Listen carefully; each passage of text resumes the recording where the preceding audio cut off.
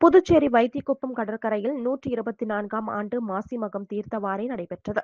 மாசிமகம் தீர்த்தவாரியையொட்டி வைத்திக்குப்பம் கடற்கரையில் மயிலம் முருகர், தீவனூர் விநாயகர், செஞ்சி ரங்கநாதர், மேல்மலையனூர் அங்காள பரமேஸ்வரி, அதேபோல் புதுச்சேரி பகுதியில் இருந்து மணக்குள விநாயகர், வரதராஜ பெருமாள், வேதபுரீஸ்வரர், முத்தியால்பேட்டை லட்சுமி ஹயகிரீவர் உட்பட புதுச்சேரி மட்டுமல்லாது தமிழக பகுதியில் இருந்தும் சுமார் நூற்றுக்கணக்கான சுவாமி உற்சவர்கள் சிறப்பு அலங்காரத்தில் எழுந்தருளி பக்தர்களுக்கு அருள் பாலித்தனர். இதில் லட்சக்கணக்கான பக்தர்கள் காலை முதல் வருகை தந்து அனைத்து சுவாமிகளையும் ஒரே இடத்தில் தரிசனம் செய்தனர். மேலும் இந்த மாசிமக திருவிழாவையொட்டி வைத்திக்குப்பம் கடற்கரை பகுதி முழுவதுமே பலத்த போலீஸ் பாதுகாப்பு போடப்பட்டிருந்தது. மேலும் அசம்பாவித சம்பவங்களை தடுப்பதற்காக சிசிடிவி கேமரா காட்சிகள் மூலம் கண்காணிக்கப்பட்டது. மேலும் கடற்கரை பகுதியில் குளிக்கும் பக்தர்களை பாதுகாக்கும் வண்ணம் மீனவர்களுடன் கடலோர காவல் படையினரும் ரோந்து பணியில் ஈடுபட்டனர். இந்த மாசிமக திருவிழாவை முன்னிட்டு புதுச்சேரி முழுவதும் அரசு பள்ளிகளுக்கு விடுமுறை அளித்துள்ளது குறிப்பிடத்தக்கது.